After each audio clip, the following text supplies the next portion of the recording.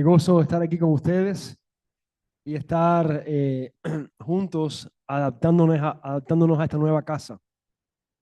Estamos eh, aún conociendo todo esto, el local, este púlpito ahora diferente, todo, pero lo mejor es que es el mismo Dios. ¿Cuánto dicen amén? El mismo mensaje y gracias a Dios el mismo llamado. Quiero, quiero que usted sepa que la iglesia es la creación de Dios. ¿Cuánto dicen amén? La iglesia es creación de Dios, no es una fórmula, no es algo improvisado. La iglesia es la luz en la ciudad. Y como es la luz en la ciudad, esa luz debe estar unida. Por eso es que nos reunimos y hacemos énfasis en las reuniones, en sentarnos, en estudiar la palabra, porque la luz que irradia de esta palabra es la que nos llena para tú y yo poder ser luz y sal en esta generación perversa. Sí, porque generación perversa no es nada más la que Jesús le habló. También esta es una generación perversa que rechaza a Dios, rechaza el evangelio o quiere creer en Dios para su conveniencia. La iglesia es el cuerpo de Cristo y estamos en Southwest, Florida, con un propósito. El primero, darle gloria a Dios. Amén. El segundo, anunciar su palabra. Y tercero, anunciar su regreso. ¿Cuántos dicen amén? Anunciando su regreso también estamos diciendo que Él viene pronto. Y también estamos diciendo que esta prueba es temporal. Esta aflicción es temporal. Así que como iglesia también llevamos también nosotros los desafíos de la iglesia, los desafíos tanto de orar por un enfermo, de caminar con el afligido, de animar al caído, de entrenar al pueblo, de discipular a los hermanos y las hermanas, y también de y de mantener nuestros propios gastos como iglesia. Y es lo que compartía Fred ahorita. Estamos agradecidos de estar acá, pero estamos también agradecidos con que el Señor está poniendo en su vida un deseo también de colaborar con el soporte mensual de este bello lugar donde nos estamos reuniendo por ahora. Amén. Así que estamos agradecidos a Dios por eso y por los que ya colaboran. Gracias por sus vidas, por que son parte de lo que está haciendo Dios en esta iglesia y en esta ciudad. Um, Quiero dar gracias a Dios por sus oraciones. Mientras estaba en México, estuve en la ciudad de Puebla. Eh, Puebla es una de las ciudades propias de México, de los estados. Tiene casi 1.8 millones de personas, si más no recuerdo. Y Puebla tiene, donde estuve con un hogar de niños huérfanos. Ellos recogen niños huérfanos desde cualquier edad y les dan una educación integral, holística. Le dan su escuela, tienen sus clases desde primaria hasta 12 grado y después muchos de ellos continúan para su universidad. Pero lo mejor de todo es que le enseñan la palabra desde edades tempranas hasta que sale del hogar o ya se va casado o se va de manera profesional a su nuevo hogar. Eh, Estar allí realmente me recordó mucho que tenemos mucho más de lo que merecemos. Tenemos mucho más aún de lo que esperábamos. Um, y tuvimos la oportunidad de ir a evangelizar a un hospital público donde un joven se convirtió al Señor. Estaba llorando, quebrantado. Y sin planificarlo, el instituto de este ministerio me invitó a compartir 2 clases con ellos de la palabra, de lo que Dios me mostrara. Ellos me dejaron así abierto, entonces yo fui a cosas específicas acerca de la madurez, acerca de la teología como adoración y no como un motivo para enorgullecerse ni nada, algo así. Y pude con ellos compartir. Pero fue un tiempo bien especial. Eh, Así que darle gracias a Dios por sus oraciones.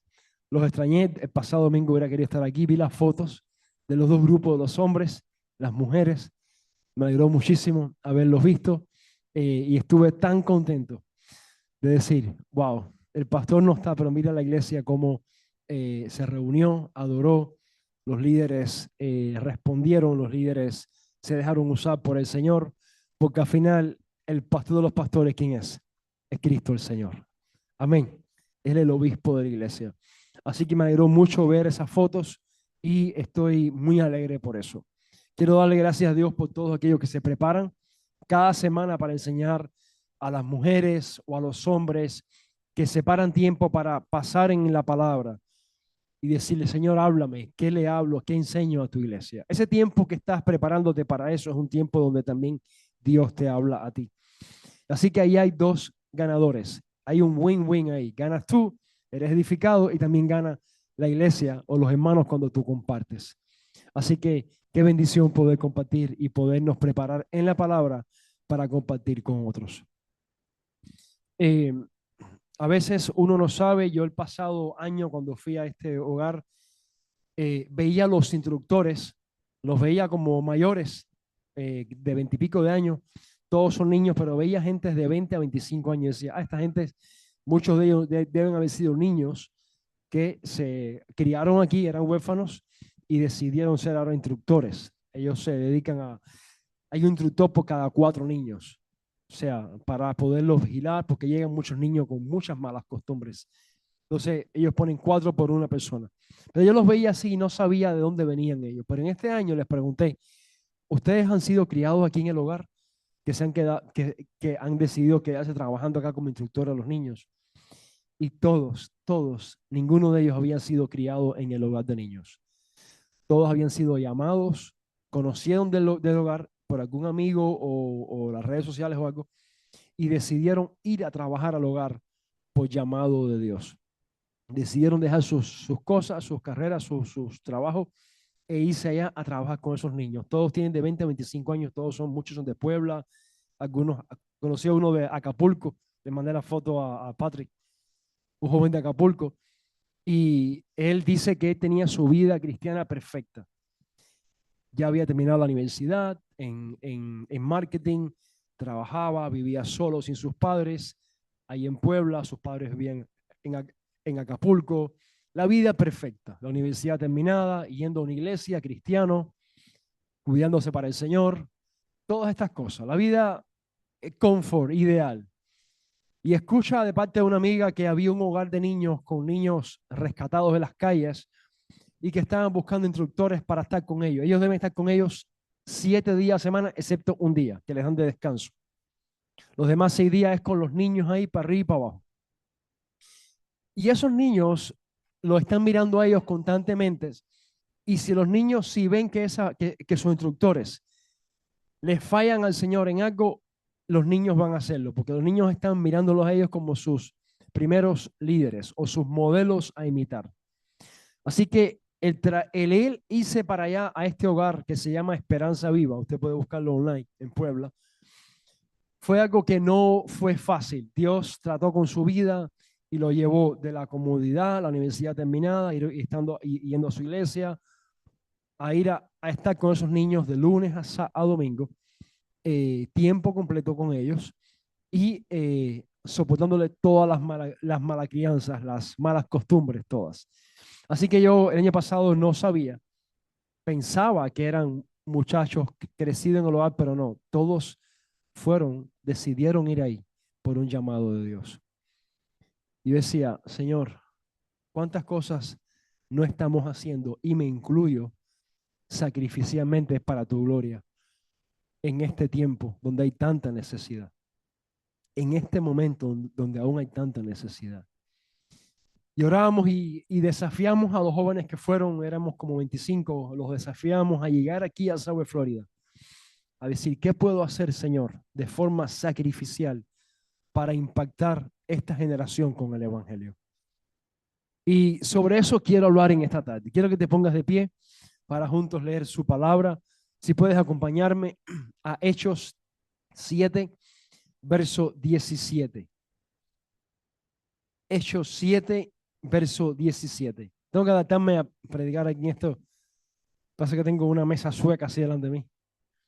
Esto está grande y no me adapto todavía, pero ya me adaptaré. Bueno, lo bueno es que puedo poner muchas cosas aquí, así que las prédicas pueden durar 4 o 5 horas. Puedo poner nota, libro aquí, unas cuantas cosas y quedarnos aquí la noche entera. Amén. Amén. Amén. Bueno, si dicen amén, amén. Ay, hermano, gloria a Dios. Llegamos y el jueves y me dio una tortícolis, dormí mal el de viernes pasado y después me dio coriza. ¿Se imaginan? Estornudando con tortícolis. Es la combinación imperfecta. Es la que nadie quiere. No puedes ser libre de estornudar porque tienes el cuello torcido. Hay cosas que se mezclan y uno no las entiende, ¿verdad? Pero Dios es bueno, ya hoy estoy mucho mejor. Él sabía que tenía que predicar y Dios es bueno. Así que Hechos 7, hermanos, seguimos en el libro de Hechos. Estamos en esta serie y mi intención es que usted conozca de este libro y la relevancia de Hechos para la iglesia de hoy, de estos tiempos. La importancia de Hechos para la iglesia de hoy es crucial, ya que el Espíritu Santo usó a hombres y mujeres en el libro de Hechos, como tú y como yo, imperfectos como tú y como yo, para seguir regando su nombre, para seguir proclamando su nombre, para que el nombre de Jesús o la gente del camino se hicieran populares hasta el día de hoy. Así que Hechos 7, vamos a estar viendo del 17 al 44. Dice su palabra.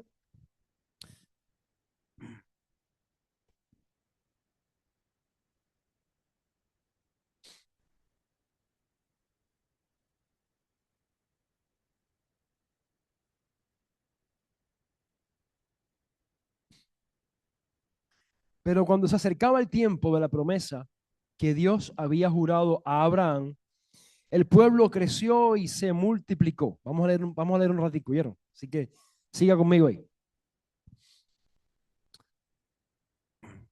El pueblo creció y se multiplicó en Egipto, hasta que se levantó en Egipto otro rey que no conocía a José. Este rey, usando de astucia con nuestro pueblo, maltrató a nuestros padres hasta obligarlos a que expusieran a la muerte a sus niños para que no se propagaran. En aquel mismo tiempo nació Moisés y fue agradable a Dios y fue criado 3 meses en casa de su padre. Pero siendo expuesto a la muerte, la hija del faraón lo recogió y lo crió como hijo suyo. Moisés fue instruido en toda la sabiduría de los egipcios y era poderoso en palabras, en sus palabras y obras. Cuando cumplió la edad de 40 años, le vino al corazón el visitar a sus hermanos, los hijos de Israel, y al ver a uno que era maltratado, lo defendió y dando muerte al egipcio, vengó al oprimido. Él pensaba que sus hermanos comprendían que Dios le daría libertad por mano suya, pero ellos no lo habían entendido así. Al día siguiente se presentó a unos de ellos que reñían e intentaban ponerlos en paz diciéndole, hermanos sois, ¿por qué se maltratan unos al otro? Entonces el que maltrataba a su prójimo lo rechazó diciendo, ¿quién te ha puesto por gobernante y juez sobre nosotros? ¿Quieres tú matarme como mataste ayer al egipcio? Al oír esta palabra, Moisés huyó y vivió como extranjero en tierra de Madián, donde engendró 2 hijos. Pasado 40 años, un ángel se le apareció en el desierto del monte Sinaí en la llama de fuego de una zarza. Entonces Moisés, mirando, se maravilló de la visión y al acercarse para observar, vino a él la voz del Señor. Yo soy el Dios de tu padre, el Dios de Abraham, el Dios de Isaac y el Dios de Jacob. Y Moisés, temblando, no se atrevía a mirar. Le dijo el Señor, quita el calzado de tus pies, porque el lugar en que estás es tierra santa. Ciertamente he visto la aflicción de mi pueblo que está en Egipto. He oído su gemido y he descendido para librarlos. Ahora, pues, ven, te enviaré a Egipto. A este Moisés, dice Esteban, a quien habían rechazado diciendo, ¿quién te había puesto por gobernante y juez? A este envió Dios como gobernante y libertador por mano del ángel que se le apareció en la zarza. Este los sacó habiendo hecho prodigios y señales en tierra de Egipto, en el Mar Rojo y en el desierto por 40 años. Este Moisés es el que dijo a los hijos de Israel, profeta os levantará el Señor vuestro Dios de entre vuestros hermanos, como a mí. A él oiréis. Este es aquel Moisés que estuvo en la congregación en el desierto con el ángel que le hablaba en el monte Sinaí y con nuestros padres y que recibió palabras de vida para darnos. Pero nuestros padres no quisieron obedecer, sino que lo desecharon y en sus corazones se volvieron a Egipto. Cuando dijeron a Aarón, haznos dioses que vayan delante de nosotros, porque a este Moisés que nos sacó de la tierra de Egipto no sabemos qué le haya acontecido. Entonces hicieron un becerro, ofrecieron sacrificio al ídolo y en las obras de sus manos se regocijaron. Dios se apartó de ellos y los entregó a que rindieran culto al ejército del cielo, como está escrito en el libro de los profetas. ¿Acaso me ofreciste víctimas y sacrificios en el desierto por 40 años, casa de Israel? Antes bien, llevaste el tabernáculo de Moloc y la estrella de vuestro dios Refán, figuras que hiciste para adorarlas. Os transportaré pues más allá de Babilonia. Tuvieron nuestros padres el tabernáculo de testimonio en el desierto, como había ordenado Dios cuando dijo a Moisés que lo hiciera, conforme al modelo que había visto. Amén. Hasta ahí lo dejamos. Padre, te damos gracias. Gracias por esta tu palabra, Señor. Estamos leyendo palabra de Dios, tu palabra, Señor. Y te rogamos, Señor, que tu espíritu hable a nuestras vidas. Señor, esta palabra viva que está aquí, imprímela en nuestras mentes y corazones en esta tarde, Señor. Para que salgamos de aquí, Señor, edificados, fortalecidos, consolados al que está afligido, confrontado al orgulloso, Señor. Y que todo esto sea para tu gloria, Señor. En el nombre de Jesús. Amén y amén. Hermano, ¿puedo sentarse esta tarde? Gloria a Dios. Bueno, he titulado a esta enseñanza, a este sermón, Cuando Dios permite la aflicción. Acabamos de leer, quizás usted pensó que estaba leyendo Éxodo, ¿verdad? Quizás usted pensó que estaba leyendo ahora el Antiguo Testamento. Pero no es el Antiguo Testamento, sino es la vida de un joven que creció escuchando la palabra de Dios, la memorizó y hoy en día está hablándola con toda fluidez ante un juicio. ¿Qué es esto que estamos leyendo acá? No es más que la defensa magistral de Esteban. Salomé, si pueden poner ese screen ahí, ese slide.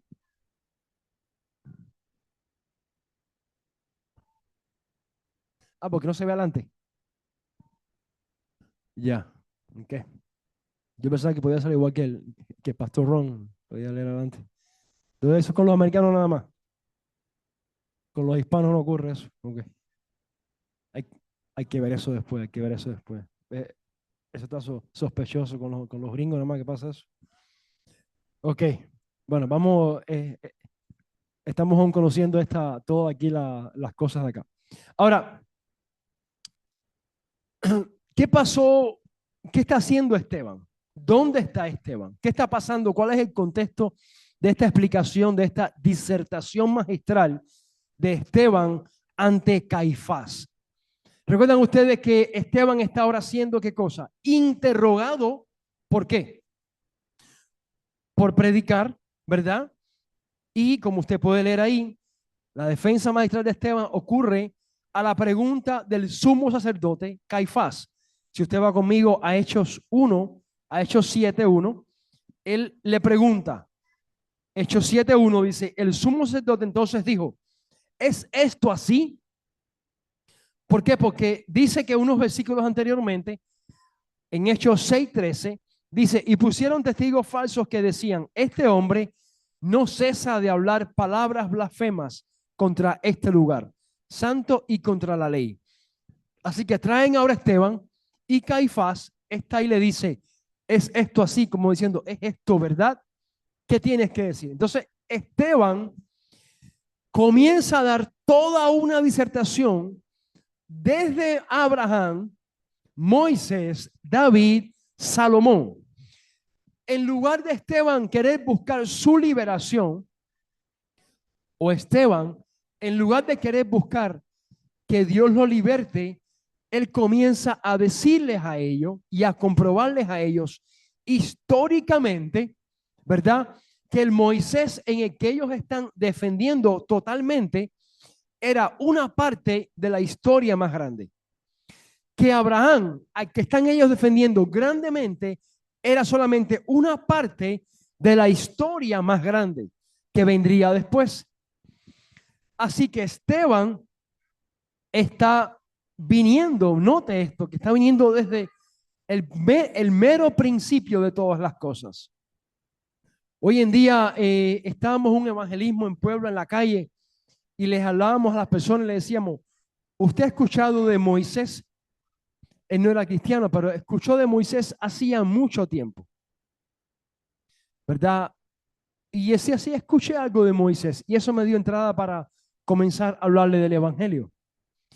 Entonces, la historia que Esteban está narrando es la historia del antiguo pacto que apunta a algo. Ahora, yo tengo acá tres cosas que podemos aprender de esta disertación que Esteban está dando.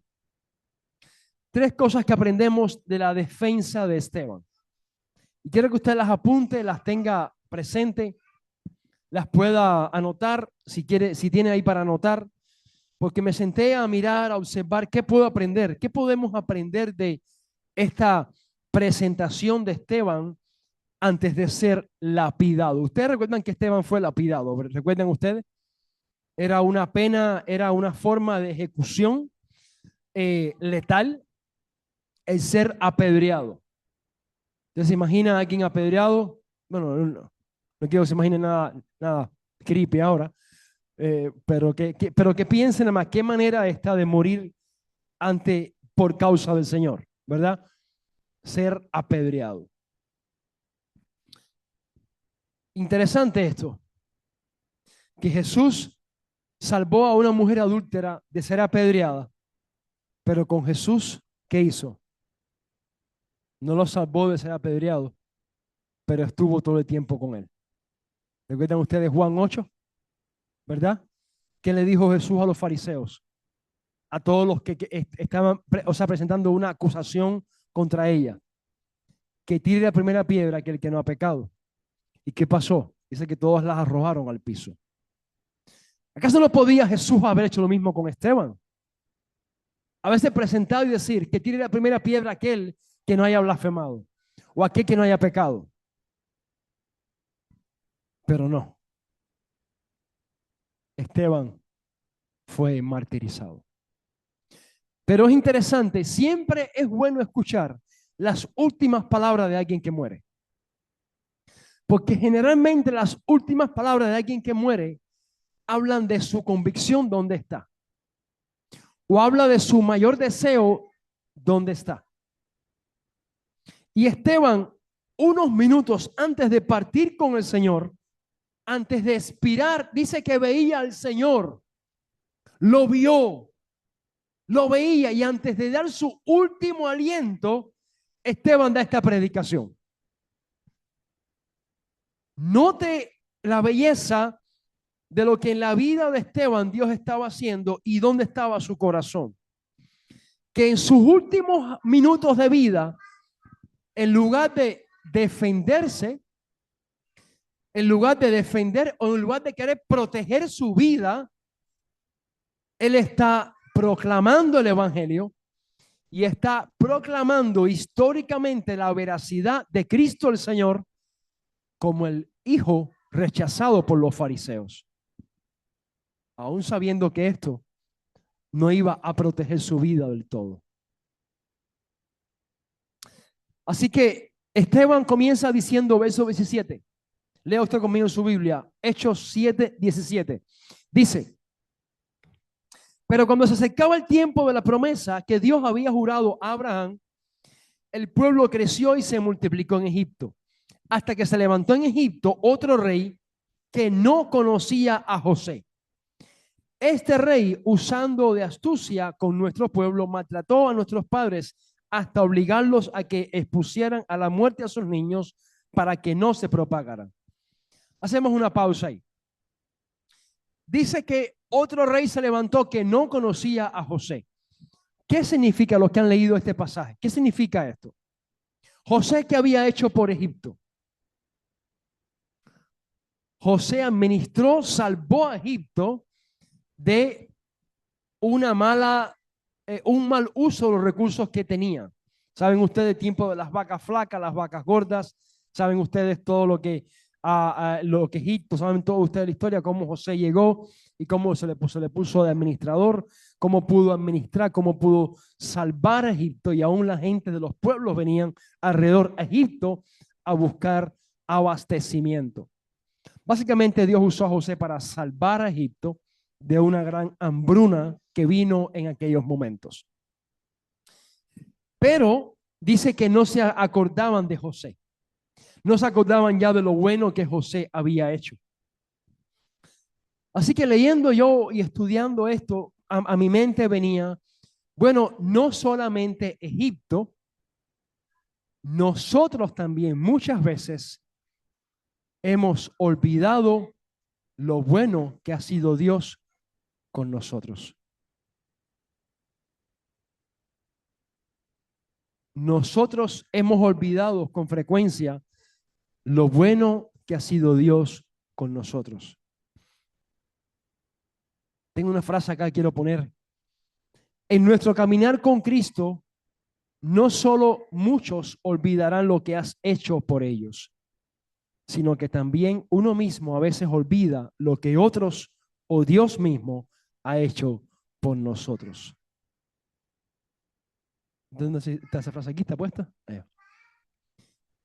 Así que no es solamente Egipto quien se olvidó de lo que José hizo por ellos. En tu caminar como cristiano, has hecho cosas por muchas personas.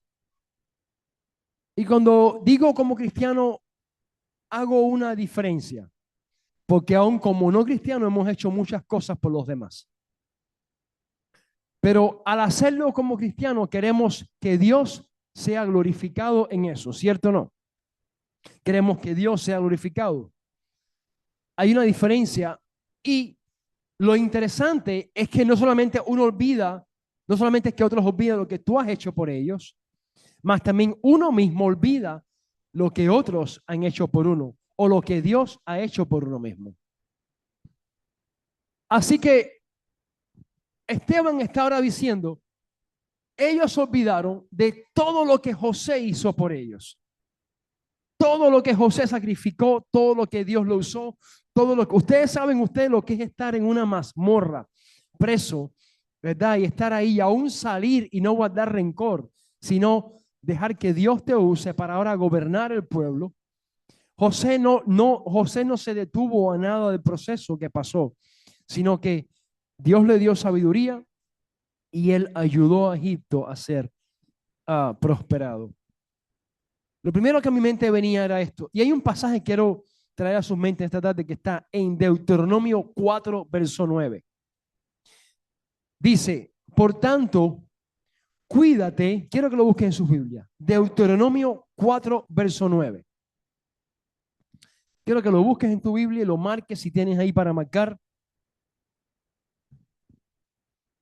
Por tanto, cuídate y guarda tu alma con diligencia, para que no te olvides de las cosas que tus ojos han visto y no se aparten de tu corazón todos los días de tu vida, sino que las hagas saber a tus hijos y a tus nietos. Decimos amén. La palabra de Dios nos enseña, nos anima a no olvidar lo que en tu vida Dios ha hecho. A no, o sea, a recordar aún lo más pequeño que en tu vida Dios ha hecho. Y nos enseña diciendo, no las olvides, no las apartes de tu corazón. ¿Para qué? Para que las compartas a tus hijos y a tus nietos. Deuteronomio 8:11 dice, cuídate de no olvidarte de Jehová tu Dios para cumplir sus mandamientos, sus decretos y sus estatutos que yo te ordeno hoy. No suceda que comas y te sacies y edifiques buenas casas en las que habites, y tus vacas y tus ovejas se aumenten, y la plata y el oro se te multipliquen, y todo lo que tuvieres se aumente, y se enorgullezca tu corazón y te olvides de Jehová tu Dios, que te sacó de tierra de Egipto, de casa de servidumbre. Deuteronomio 8, verso 11. La palabra de Dios nos alerta constantemente a no olvidarnos de lo que Dios ha hecho por nosotros y en nosotros. Y note que pone casi 4 enemigos en contra a que eso ocurra. Dice, verso 12, Deuteronomio 8:12, lea conmigo. Deuteronomio 8:12 dice, no suceda que comas y te sacies, ¿verdad? Dice, y edifiques buenas casas en las que habites, y tus vacas y tus ovejas se aumenten, y la plata y el oro se te multipliquen, y todo lo que tuvieres se aumente. Dice, y todo lo que tuvieres se aumente. Está hablando de posesiones, está hablando de casas, está hablando de pertenencias, está hablando de propiedades, está hablando de dinero, está hablando de cosas materiales. Y tus vacas y tus ovejas se aumenten, y la plata y el oro se te multipliquen, y todo lo que tuvieres se aumente. Dice, y se te enorgullezca tu corazón y te olvides de Jehová tu Dios, que te sacó de tierra de Egipto, de casa de servidumbre. Y esta era la pelea constante de Dios con Israel en el antiguo pacto. Lo olvidadizo que era Israel para con la benevolencia de Dios, y lo pronto que era Israel para tomar hábitos y costumbres paganas de sus vecinos. Lo rápido que eran para imitar lo malo y lo lento que eran para obedecer a Dios. Era una pelea constante, era una lucha constante. Una lucha que duró hasta que todavía dura, porque hoy todavía ocurre esa lucha para con la iglesia. Porque estamos aún en esa lucha. Estamos todavía en la batalla de de las prioridades, de lo que tenemos, lo que queremos, lo que aún no somos, pero nos olvidamos de lo que ya tenemos, de lo que ya somos y de lo que hemos sido rescatados. Alabado sea Dios. Se nos olvida constantemente de dónde tú y yo hemos sido rescatados. Se nos olvida constantemente de dónde Dios nos arrebató con fuerza, con ímpetu, y del lago de fuego que tú y yo íbamos en camino. Se nos olvida con frecuencia. Alguien le llamó eso assignment cristiano. Se nos olvida con mucha frecuencia. Y así como Egipto olvidó que tuvieron un José, se les olvidó completo. Así que ahora el nuevo rey Ramsés es el que está ocupando el puesto, y entonces vemos cómo todo cambió. Ahora, lo segundo que aprendí leyendo esta defensa de Esteban para aplicarlo a nuestras vidas hoy, lo segundo que pude aprender, dice Hechos 7:20. Hechos 7:20 dice, en aquel mismo tiempo nació Moisés, y dice en su Biblia y en la mía, y fue ¿qué cosa? Agradable a Dios. Hacemos una pausa ahí. ¿Qué hizo Moisés siendo bebé para ser agradable a Dios? ¿No es eso no es eso extraño, preocupante? Dice, y nació Moisés y agradó Moisés a Dios. ¿No está eso contrastante? Pero ¿qué hizo Moisés? Llorar. ¿Cuál fue el lloro de Moisés? ¿Cómo lloró Moisés que agradó a Dios? No sé, usted a veces ha tenido gente en sus trabajos, en sus lugares que usted ha estado, y de repente llega alguien después de usted y usted ve que el supervisor, oye, le tienen un aprecio a esa persona que usted dice, pero si yo llevo aquí años y yo soy invisible, ¿verdad? Pero con todo lo que he hecho aquí yo, y este llegó ayer y se está llevando todos los bonos, los honores, los aplausos. ¿Qué hizo él? ¿Qué hizo ella?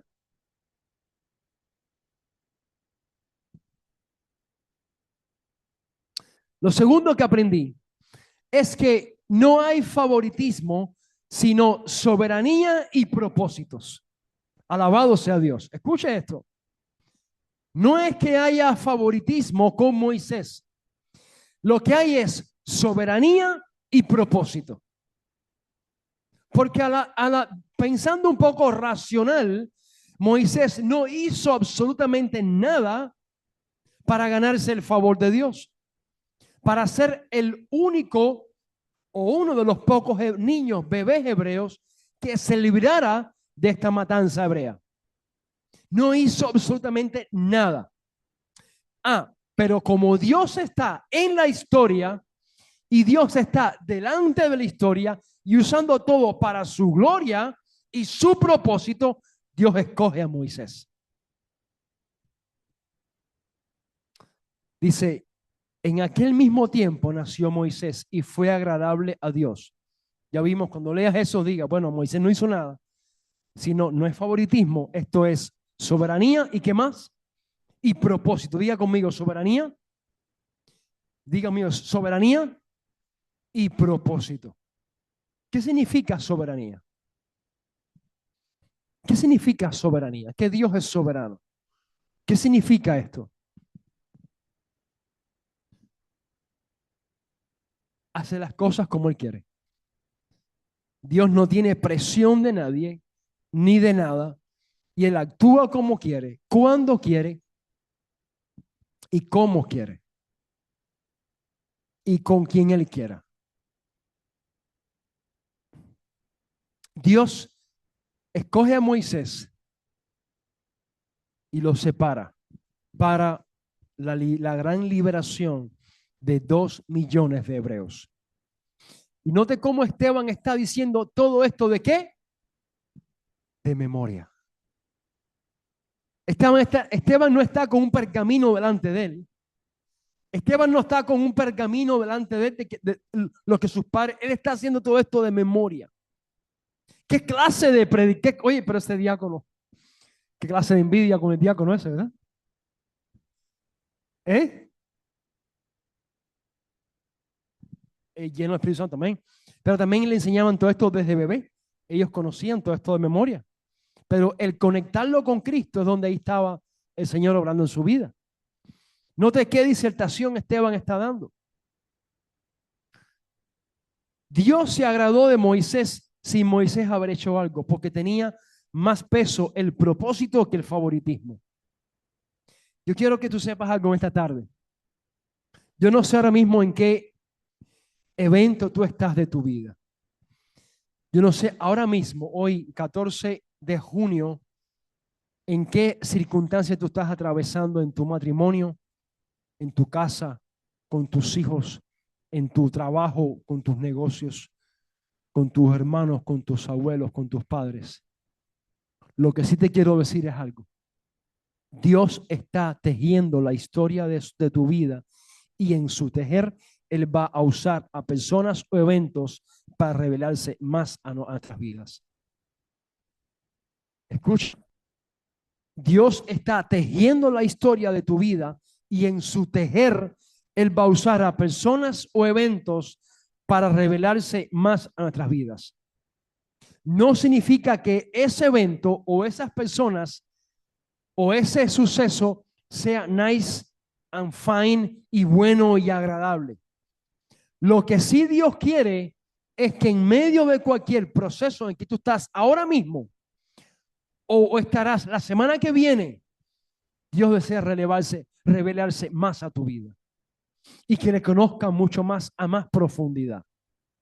Porque ciertamente el fin del hombre es conocer y gozarse en Dios. Alabado sea su nombre. Así que Esteban está dando toda esta disertación. Note que lo único que el sacerdote le preguntaba, decía, ¿es esto así? Él nada más quería un sí o un no. Caifás nada más preguntó, dame un sí o un no, para saber si te lapidamos o si te dejamos vivo. Pero Esteban no escatimó eso, él aprovechó la oportunidad y pudo compartir la historia de salvación desde Abraham hasta Salomón y hasta Cristo. Así que la segunda es que Dios está tejiendo tu vida. Dios está tejiendo tu vida. Oh, pastor, pero mi vida todo depende de mí, de cómo yo trabajo, de cómo yo busco las cosas. No, deberíamos darle gracias a Dios cada día. El sencillo hecho de poder despertar, el sencillo hecho de poder trabajar, el sencillo hecho o el hecho efímero para muchos de poder sencillamente manejar o caminar.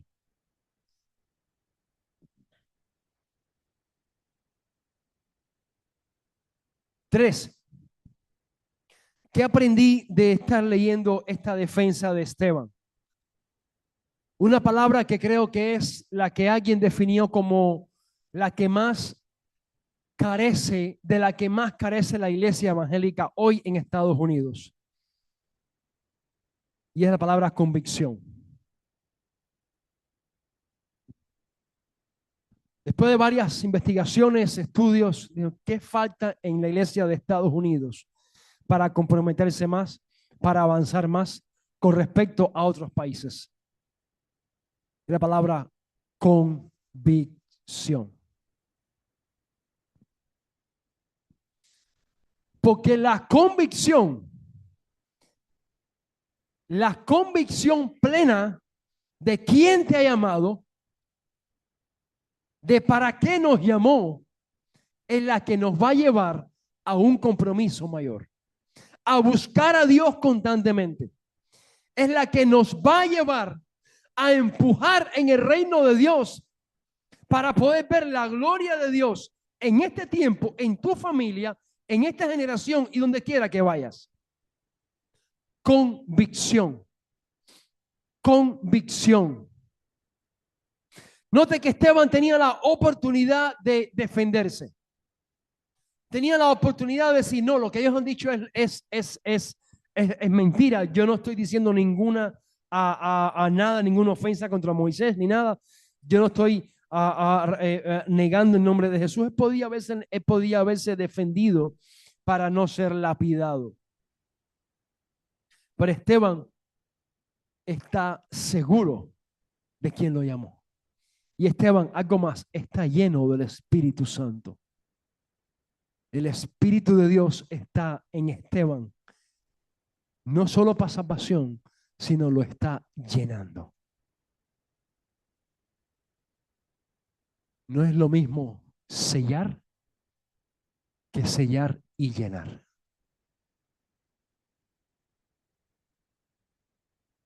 El llenar hay que buscarlo. El sellar viene de gracia. Y Esteban está lleno del Espíritu Santo.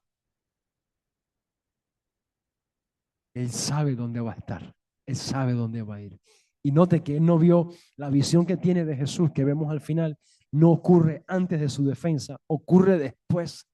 ¿Se imaginan el Padre sentado y Cristo a la diestra? Diciendo, vamos a ver qué dice Esteban. Le fue tan agradable a Dios la defensa de Esteban que le dio la oportunidad a Esteban de verlo.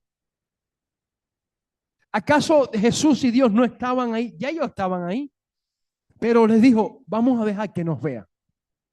Vamos a abrirle un poco los ojos a Esteban para darle, mano, qué consuelo saber que en medio de ser apedreado, Jesús, al que estás tú proclamando, te da el privilegiazo de verlo. De verlo. Dice, lean su Biblia conmigo. Hechos 7, 54. Dice, oyendo estas cosas, se enfurecían en sus corazones y crujían los dientes contra él. ¿Sabes qué pasa con la iglesia de hoy? Que estamos tan preocupados con lo que los demás piensan de nosotros, que no queremos que nadie se moleste con nosotros. Y si alguien aquí está de acuerdo con eso, puede decir amén conmigo. Estamos tan de acuerdo, estamos tan preocupados en lo que los demás piensan de nosotros, que bajamos la guardia y decidimos ser más tibios en cuanto a las cosas del Señor. Porque nos preocupa mucho lo que los demás piensen de nosotros. Eso es alarmante. Porque la iglesia primitiva no era así. Eso es alarmante y preocupante. Verso 54 dice, oyendo estas cosas, ¿quiénes? ¿Quiénes estaban oyendo estas cosas? Los sacerdotes que estaban ahí, ¿verdad? Dice, todo el Sanedrín que estaba ahí, al oír estas cosas, ¿qué pasa? Hermano, era como un huracán, era un tsunami cayendo, lo que Esteban estaba hablando. No podían soportarlo. Se enfurecían en sus corazones y crujían los dientes contra él. Crujían, ¿sabe lo que es llegar al punto de crujir los dientes? Es una expresión de odio incontenible. Dice que crujían los dientes contra él. ¿Contra quién? Contra Esteban. Verso 55. Pero Esteban, lleno del Espíritu Santo, puesto los ojos en el cielo, vio ¿qué cosa? La gloria de Dios. Vio la gloria de Dios y a Jesús que estaba a la diestra de Dios.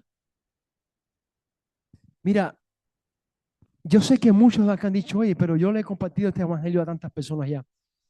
Y la gente quiere seguir sus caminos. Tú no te preocupes por eso. Preocúpate con mantenerte tú en el Señor. Y sigue proclamando el evangelio a los demás. Pero preocúpate tú con seguir siendo guiado por el Espíritu Santo. Porque un día le veremos cara a cara. Dice, vio la gloria de Dios y a Jesús que estaba a la diestra de Dios. Y dijo, qué regalo este, hermanos. No todo el que fue lapidado, Dios le dio el privilegio de verlo. No todo el que sufrió martirio tuvo el privilegio de ver a Dios en su martirio. Dice, y dijo, veo los cielos abiertos y al Hijo del hombre que está a la diestra de Dios. ¿Te imaginas? Aquello fue un acabose. Aquello fue el sello, la tapa al pomo, como decimos algunos. Ahora sí es blasfemia. Ahora esto sí se pone malo. Dice, entonces ellos, gritando, se taparon los oídos y arremetieron a una contra él. Ya esto fue suficiente. Pero Esteban estaba convencido y estaba lleno del Espíritu Santo. Lleno del Espíritu Santo.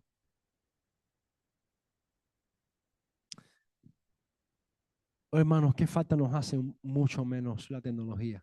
Un poco menos de todas estas tecnologías encima. Que nos lleven un poco más al tiempo de estar tú solo, con tu familia y la Biblia y las cosas solas por hacer. Sin duda la tecnología nos ha enfriado el corazón. Y la abundancia de información, la exagerada abundancia de información nos ha llevado a querer intimar menos con el Señor.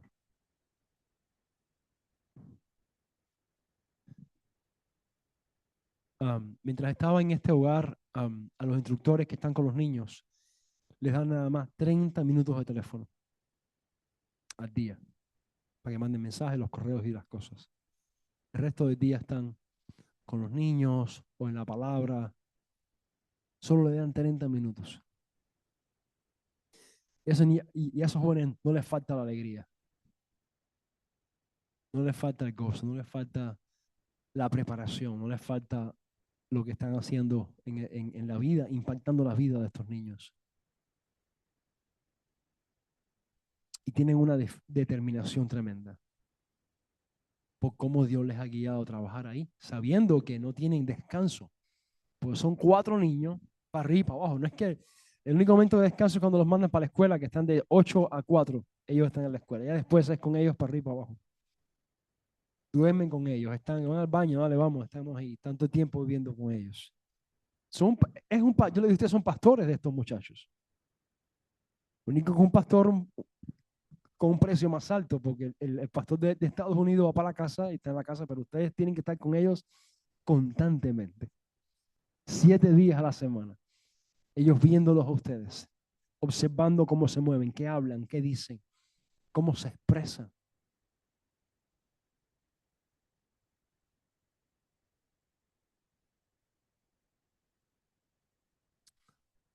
Esteban estaba convencido.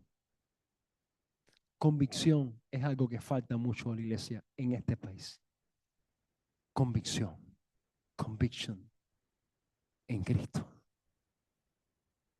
Y Esteban dice al final, mientras, versículo 57 del mismo capítulo 7, ellos entonces gritando se taparon los oídos y arremetieron a una contra él.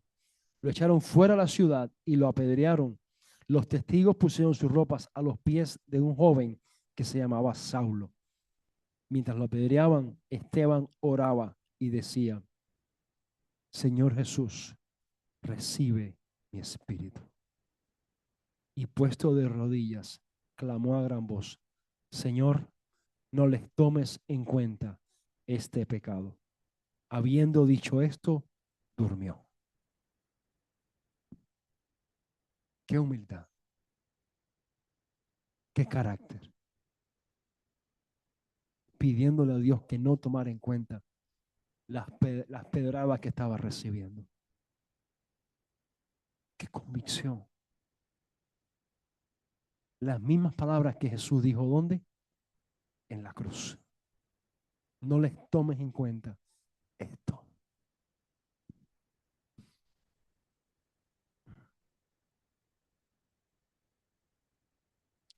Y entonces durmió.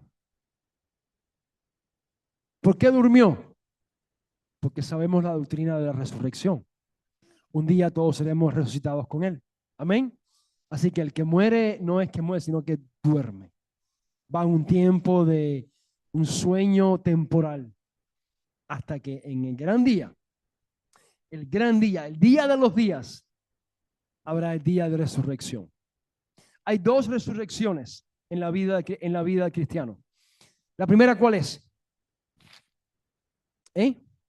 La primera resurrección, ¿cuál es? El día del bautismo, ¿verdad? Está en Romanos 6. Dice que ese día somos resucitados con Él por medio del bautismo. Y la segunda va a ser cuando tú y yo, cuando aparezca el Señor, el más de los máster, y seremos resucitados con Él en gloria. ¿Verdad? Pablo dice que algunos estarán vivos, mas otros serán levantados de entre los muertos. ¿Cómo será aquello ese día? No sabemos.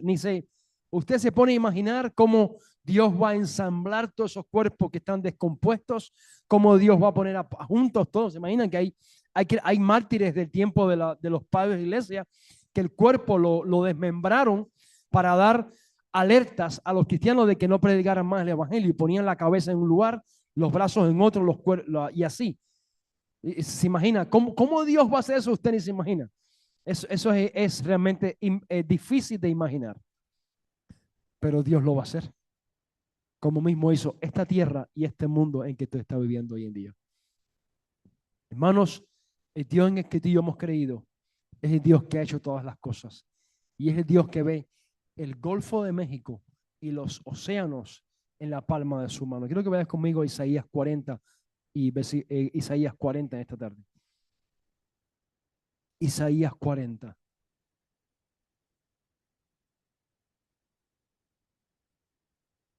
Alabado sea Dios.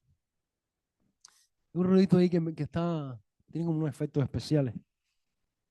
No sé si es un ventilador ahí, voy a hablar con el pastor ahí, ¿verdad? ¿Verdad? Pero Dios es bueno. Isaías 40 dice, Isaías 40, verso 12.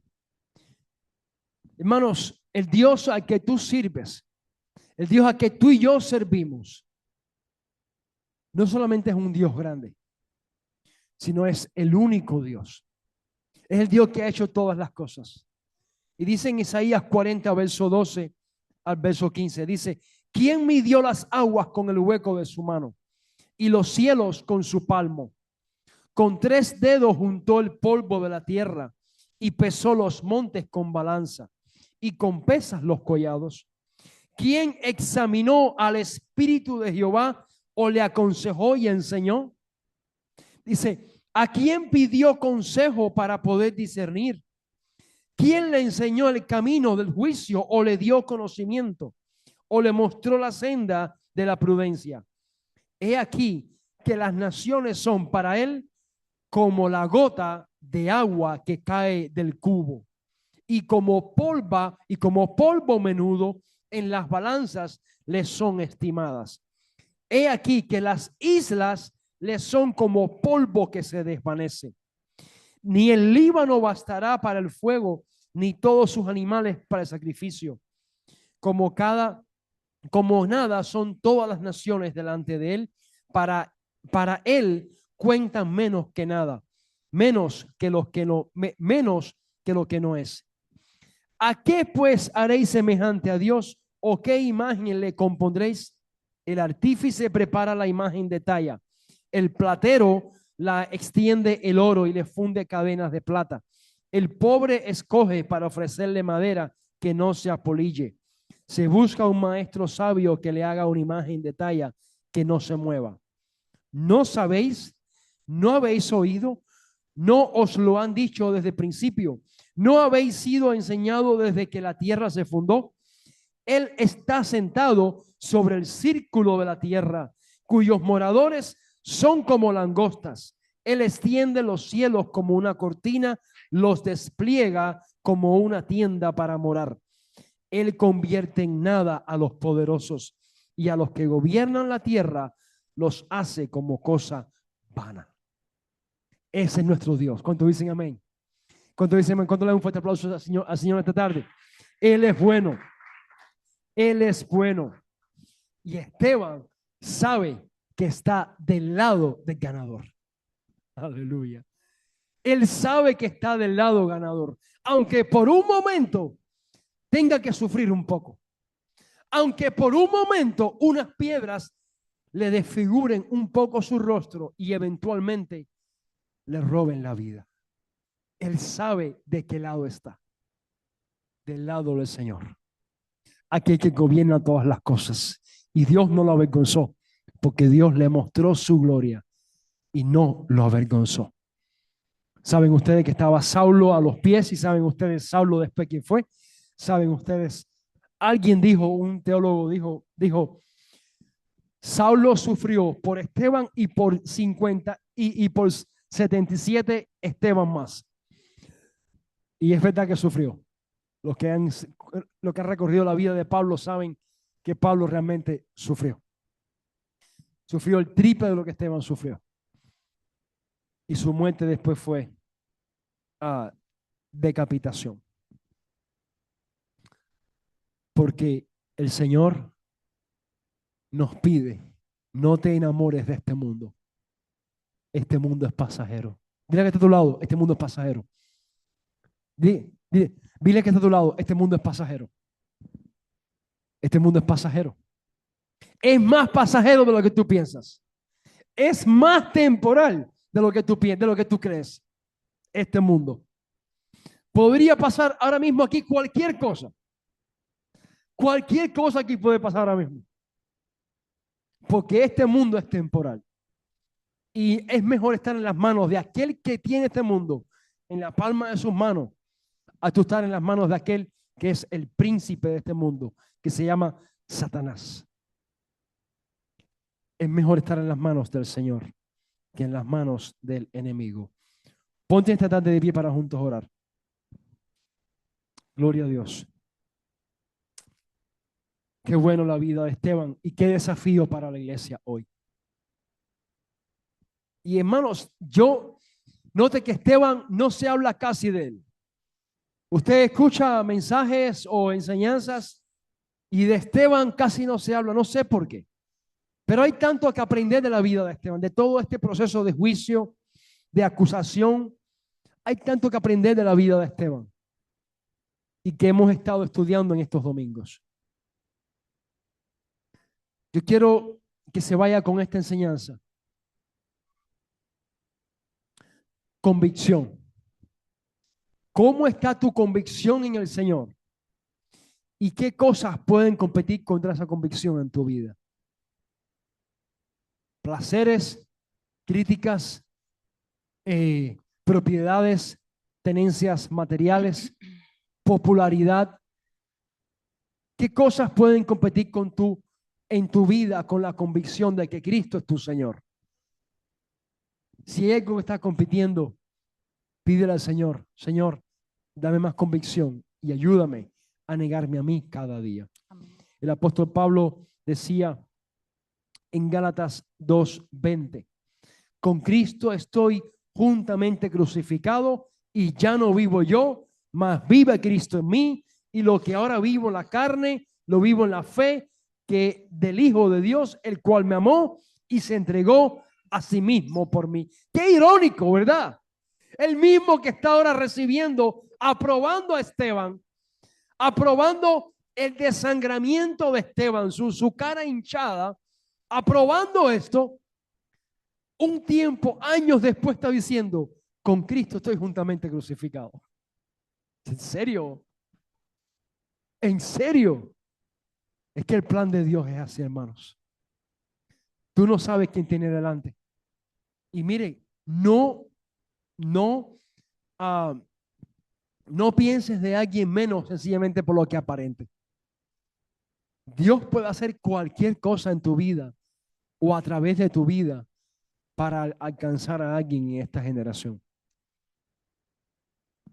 Otro ejemplo de convicción está en Daniel 3, 18, 20.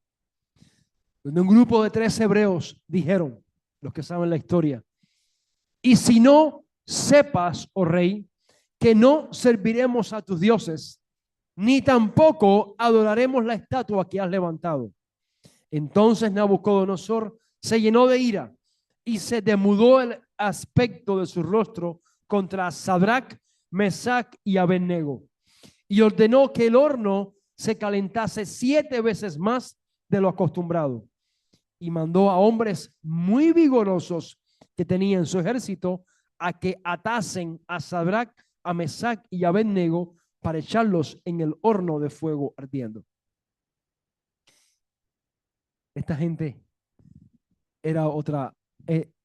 tenían una convicción plena en el Señor, plena en el Señor. Dice, échanos el horno de fuego, haz lo que quieras hacer, pero no adoraremos a tus ídolos. No adoraremos ni a Ogún, ni a Santa Bárbara, ni a San Lázaro, ni a Ochún, ni a la Caridad del Cobre. No los adoraremos, porque nuestras vidas pertenecen ahora a Cristo el Señor. Amén. No lo adoraremos, nos tires o no nos tires, no los adoraremos. Y punto. ¿Qué falta hace la iglesia hoy con un poco más de convicción? Hermanos, mira, un grupo de 20 personas, un grupo de 10 personas, llenos del Espíritu Santo, con una convicción así, es más que suficiente para estremecer toda una comunidad, para alcanzar y revolucionar de forma bíblica, claro, toda una comunidad. Es suficiente. Oramos por ver esta silla llena un día, ¿cierto o no? Amén. Oramos por eso y que Dios nos dé ese gozo. Pero, ¿qué tal si pensamos, bueno, ¿qué hago yo de lunes a sábado? Un pastor hace poco decía, la iglesia hoy en día se dedica a hacer mucho ruido el domingo y viven en anonimato de lunes a sábado. mucho ruido el domingo, muchas luces, todo perfecto. Y en la semana nadie sabe que son cristianos, nadie sabe que ellos viven el evangelio porque vivimos escondidos bajo una piedra. Y el domingo, aquí estamos, listos, ready. Y en la semana nos escondemos. Una cobertura, vivimos escondidos. Claro, eso es lo que el diablo quiere, pero no es lo que Dios quiere, que vivamos escondidos bajo una piedra, sino que tú vivas sobre la piedra que es Cristo Jesús, sobre la roca que es Cristo Jesús, y compartamos el evangelio donde quiera que vayas, a cada hombre, mujer y niño. Amén. Amén. Oramos, vamos a orar al Señor esta tarde. Padre, te doy gracias en esta hora. Gracias por cada hermano y hermana acá presente. Padre, yo oro para que esta convicción en la vida de Esteban, en nuestras vidas, sea una realidad. Señor, oro para que tú nos capacites, que tú nos incomodes para vivir en esta convicción, Señor. Convicción que va a ser nutrida a través de una intimidad con Dios. Así que como primer principio o valor en esta iglesia, Señor, te pedimos, ayúdanos a ser más intencionales en la intimidad contigo. Porque esta va a ser la fuente de energía para vivir en plena convicción. En el nombre de Jesús, amén y amén. Vamos a orar al nombre del Señor.